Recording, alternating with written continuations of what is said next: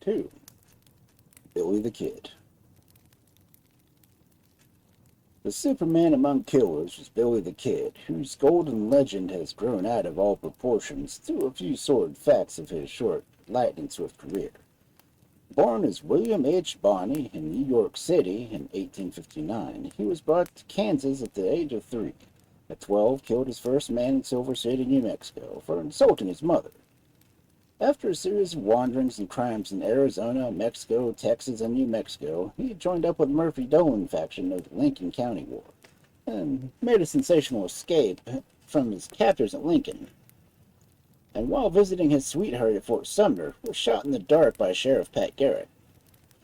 This bare outline has been filled in by old-timers, journalists, and dime novelists with some of the most lurid and fantastic traditions and fictions of the popular imagination has ever concocted. Both the hero worshippers and the debunkers have had a field day with the apocrypha of the Southwest's most famous desperado and best-loved hero in state's history, darling of the common people. The list of 21 killings in 21 years, which was Kid's boast, had been repeatedly revised downward, conservative estimates ranging from 12 to 30.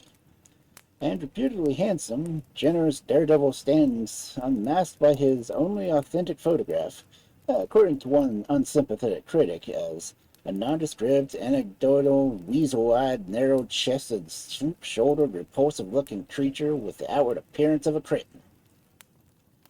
His dual personality has made him something of an enigma, which has fascinated his biographers, according to Pat Garrett. The Kid had a lurking devil. He was good-natured, jovial imp, and a cruel and bloodthirsty fiend as circumstances prompted. Circumstances favored the worser angel, and the Kid fell. The two sides of his nature met in a curious, nerveless imperturbability which Walter Noble Burns analyzes as the sub-zero vacuum, devoid of all human emotions. A little while before we made a dash for our lives, the Kid rolled a cigarette, and I watched him. It seems just then, if he'd made a minute and a half alive. But when he poured out the tobacco from his pouch into the cigarette paper, he did not spill a flake. His hand was steady as steel.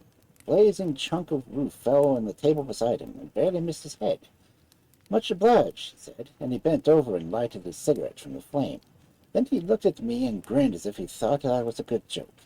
He didn't roll that cigarette because he was nervous, but because he wanted a good smoke. You could tell by the way he inhaled the smoke and let it roll out of his mouth that he was getting pleasure out of it. If you had seen Billy the Kid roll that cigarette and smoke it, senor, you would have known at once that he was a brave man. Like many other Western gunfighters, Wild Bill, Jesse James, Billy the Kid was killed by a chance to fight up for his life. An extra touch of tragic irony is added to the Kid's fate by the fact that the slayer was, up to the time of his appointment as sheriff, a good friend. And his biographer Pat Garrett was a good friend after the Kid's death, too. And by his death, the Kid did Garrett a good turn, partly because of the fame of his victim and partly because of a special kind of courage it took to carry out his assignment. Pat Garrett became a hero in his own right, and not the greatest, Wild Bill's title, but the last sheriff of the old frontier. By writing his authentic life of Billy the Kid, Pat Garrett also tried to kill the monstrous lies that sprang up after Billy the Kid's death. But as late as 1926, the rumor persisted that Kid was still alive, as reported in the El Paso paper for June 24th. Leland V. Gardner believes Billy the Kid, a notorious outlaw of pioneer days, still lives and has thought so for the past 10 years, he said. He is not an El Pasoan, however, who communicated his belief with the New Mexico Historical Society. That informant said he had seen the Kid about 10 years ago in an eastern city. "I'm not certain, but I believe I have seen the Kid," said Mr. Gardner. "I am told that he is in an isolated ranch within 500 miles of El Paso. When strangers come by to the ranch, he disappears until they are gone. He can't take chances on being detected."